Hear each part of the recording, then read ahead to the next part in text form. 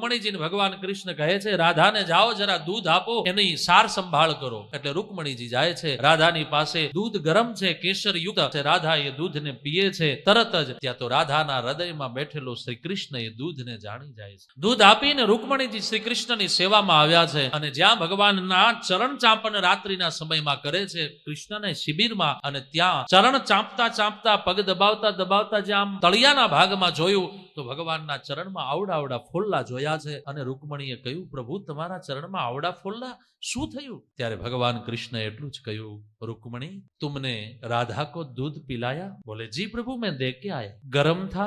बोले हाँ। तो कि वो गरम गरम दूध राधा ने पिया तो उसके हृदय के चित्त में मैं बैठा हूं, क्योंकि राधा के हृदय में मेरे चरण छिपे हुए हैं। तो गरम गरम दूध राधा को नहीं स्पर्श किया, मेरे चरण को स्पर्श किया, इसलिए मेरे चरणों में फफोले हो गए हैं। અને આ દ્રશ્ય જ્યાં રૂકમણીએ જોયું ત્યાં તો રૂકમણીને થયું, ઓહો શું અદ્ભુત દિવ્ય લીલા છે ભગવાનની।